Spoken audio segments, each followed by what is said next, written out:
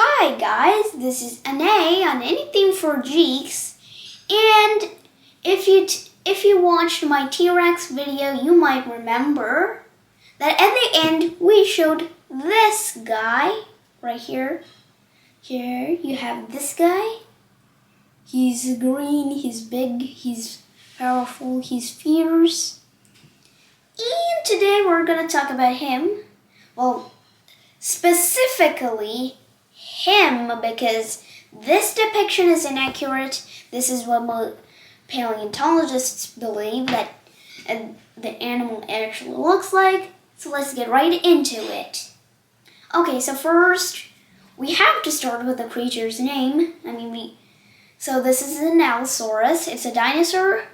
It's a predator dinosaur, like T-Rex. You can see the same basic body build, although this guy is much more sleeker than, well, this Allosaurus. It's a toy, so they had to balance it and everything, and this is kind of an old toy. Well, it's not that old, but still, it's old.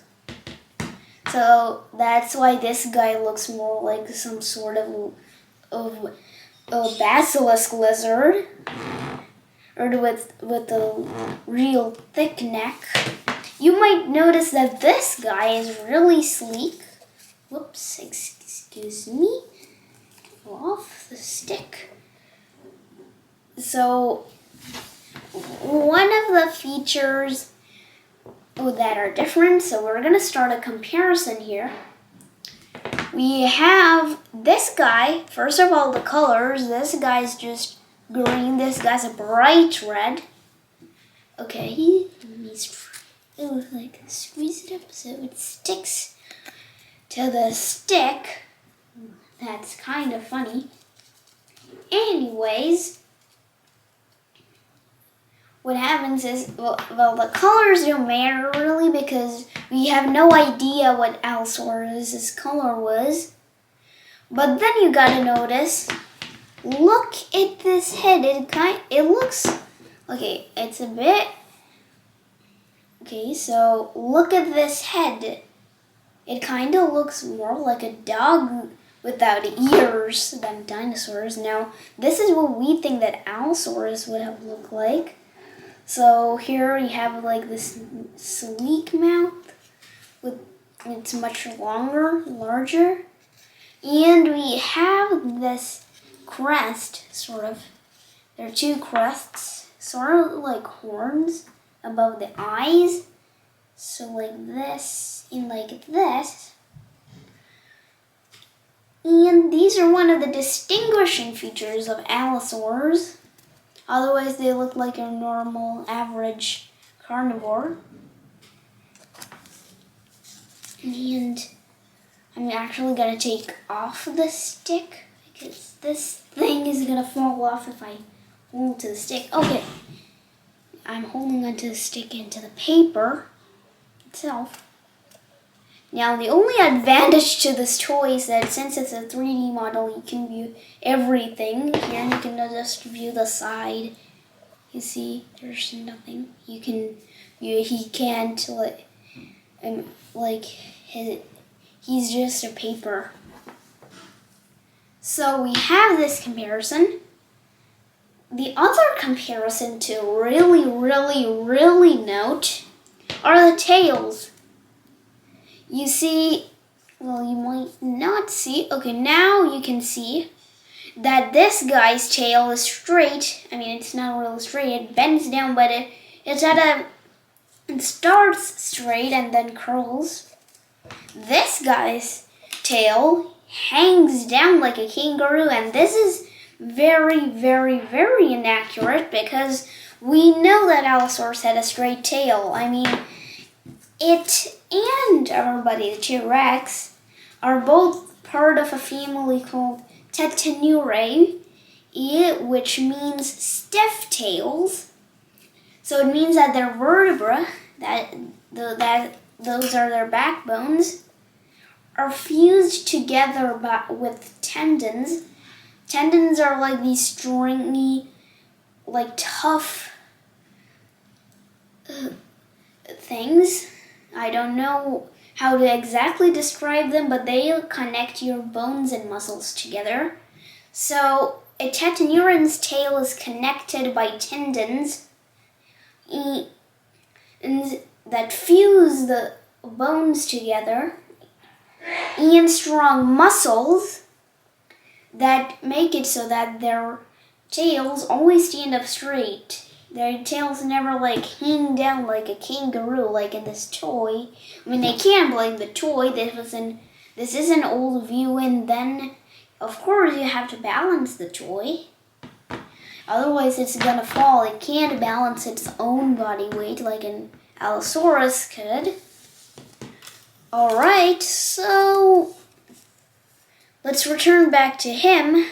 I'm gonna be using him for the rest of the video, the paper Allosaurus, because it's the more accurate one. So even though this guy is really sleek and he kind of looks really small, sort of like a raptor, Allosaurus was a big predator. It was really big. It actually could be considered like the lion of its time, or like a wolf, because there were bigger predators. There were bigger predators related to Allosaurus, like very closely related, such as the disputed Saurophaganax, which is basically a bigger and more ferocious version of Allosaurus, and it was more thick than the average Allosaurus. But it's so similar to the actual Allosaurus that some scientists say, they just say, we don't know for sure, but they say that Saurophaganax is actually just another Allosaurus, except that it's a really big specimen. And we have Big Al, which is one of the most famous Allosaurus specimens. It's that famous because it was found 95% complete. Like, we had 95% of the whole body there. I mean, like, not the whole body, but the whole skeleton. Organs and skin don't easily fossilize, sadly. Otherwise, we would have the color of a lot of dinosaurs by now, if that had happened. But what happens is, Big Al isn't actually that big. It's actually small for an Allosaurus specimen. But it was called a Big Al because it was so complete. I mean, you have a big number of bones in there. So that's what happens to Big Al. And actually, BBC has released a documentary based on Big Al. If you have ever watched the 1999 series Walking with the Dinosaurs, this is an extension to that. It's called The Ballad of Big Al, but I'm diverging from the topic. Actually, no, it's not diverging, it's digressing. I'm very sorry. Well, diverging. Too caught up in science to think about vocabulary right now. Very sorry, but I digress. Digress. So, let's return back to Mr. Allosaurus, every Allosaurus. Let's talk a bit about its lifestyle. So first of all, in this video, I mentioned that Allosaurus was a predatory dinosaur.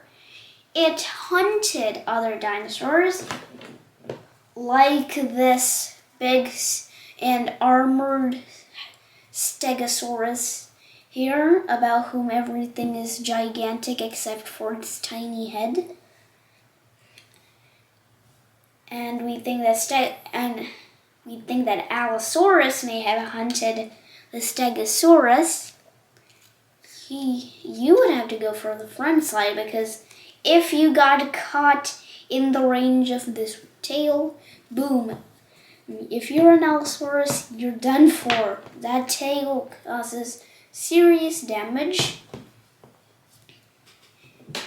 And And Allosaurus may also have hunted. This one only possible in packs. Since this is a toy, it's not the actual size comparison. This guy would have been much bigger than this guy. So I'm gonna hold this guy further apart. Well, or this guy's closer to me and this guy's closer to the camera to make it look like it's really small, a little bit bigger. But this is an Apatosaurus. It's a really famous sauropod, closely related to Diplodocus. You can see the long whip-like tail and the long neck that also goes with it. He's looking backward, the Allosaurus. Also this time you want to actually attack at the center. That's the safest place. Don't go into the front because this guy can rear up, boom, crush you. Don't go to the back because then this happens. Whap! Don't go to the front because that thing happens again. So, man, ooh. So, attack at the center where there are no defenses for the Diplodocus or the Apatosaurus. This is an Apatosaurus. So what happens is we think that Allosaurus may have hunted large sauropods and heavily armored large stegosaurs as well. You might see a similarity here that Allosaurus goes for big and very defensive prey. So, but Allosaurus wasn't the only apex predator. As I mentioned earlier, it had this close relative, at least Saurophaganax, but it had other competitors as well. First of all, we have the Saurophaganax, which may or may not be an Allosaurus. Then we have megalosaurs, which are another group of closely related theropod dinosaurs, that is to say, predatory dinosaurs. And we have one of the largest Jurassic period theropods that ever lived, Torvosaurus. It was definitely much larger than our average Allosaurus. And we think that Allosaurus may have lived alongside it and competed against it. And the Allosaurus's distribution. You see, we haven't really talked about distribution that much. I mean, we did mention that T-Rex lived in North America. Allosaurus also lived in North America, particularly in Utah, Colorado, and Wyoming, in like the western states. But it has been found elsewhere as well. We have a specimen from Portugal called Allosaurus europaeus, or the European Allosaurus. And we might have a specimen from Tanzania also. Oh, but that's disputed. We don't exactly know if it was an Allosaurus. And we also have an Allosaurus, we don't know if it's an Allosaurus, but we do have an Allosaurid ankle bone from the early Cretaceous of Australia, so we know that Allosaurus did survive the Jurassic Cretaceous extinctions. Although this may turn out to be like some natural phenomenon, or I don't know, but we don't know if it's an Allosaurus in Australia or some other relative or descendant of it. But Allosaurus did have a wide distribution. It certainly got as far as Europe. We have definite specimens from Portugal. And we have some time to share some fun facts about Allosaurus as well.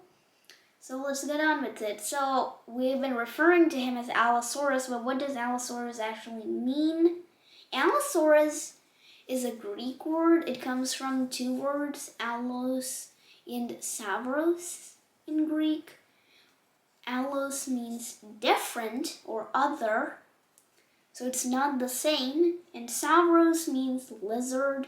Well, these are not actually lizards. They're more taken as a meaning of reptile. But we got the different lizard. And now why would this be called a different lizard? Reptile, different reptile. So Allosaurus, when it was found, it had vertebra unlike that of any other dinosaur discovered before it. So they named it the different reptile because it had different vertebra. And the first known Allosaurus specimen was a tailbone, a caudal vertebra, a piece of the tail. It was first thought to be a fossilized horse hoof, which is a bit funny. And this guy called Joseph Leidy, he assigned it to a genus of megalosaur called Poikilopleuron.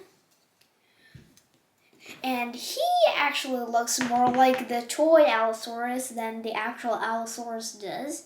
Anyway, back to Allosaurus. But the first known Allosaurus was from North America. And here's the funny thing. Poikilopleuron is from France. So you got a bit far distance. But still, hey, we know that there was a Portuguese Allosaurus. Why couldn't there be a North American Poikilopleuron? I guess. Okay, I digress. Let's return to Allosaurus. So, one thing I didn't mention, although you might not see it clearly on the paper, is I mentioned this also in our last video on T-Rex. But this guy has 5 fingers, and I also mentioned that Allosaurus should have 3. So I drew 3 fingers. There are actually 6, but 3 on each hand, and this guy has 5 fingers on each hand. So there you got it. You have another difference. There. You got another difference. And about the colors, we have no idea about Allosaurus's color. If an Allosaurus specimen with feathers is found, that could lead us to a possible explanation of what the feathers were colored like, but skin isn't so good at preserving melanosomes, which are special. Well, I don't know exactly what melanosomes are. There are these special things that determine color on skin, fur, and feathers. So they determine if a bird is red, if your hair is blonde or brown or red or whatever color or your hair is. And we know that melanosomes can fossilize in feathers. And so we have determined the color of quite a few dinosaurs, but all of them have some form of feathers. Well, not all of them. We know that skin melanosomes do sometimes fossilize, but they don't fossilize very well. So we will be lucky if we find out what an Allosaurus' actual color is. I just thought that orange and red would be a cool color. It's definitely a bright color. Stands out, so this could be a male trying to attract a female with bright colors. This could be a female females, even today in a lot of animals, birds have bright colors, and the males and the females are normally much more duller. So that could be why Allosaurus could be orange, and it could be green. We don't know for sure because no melanosomes has ever been found on any Allosaurus specimens. So that's it for today. We'll be moving on to animals other than dinosaurs if we can. And from now on, we'll still be making videos on dinosaurs because they're such a popular subject. But since this is about all paleontology, dinosaurs aren't the only life on Earth that existed in ancient times. So please like and subscribe. I hope you enjoyed this video. Stay tuned for more episodes and more videos on other channels. Well, not channels, but other playlists and series on my channel if you're interested. So that's it for today. Bye.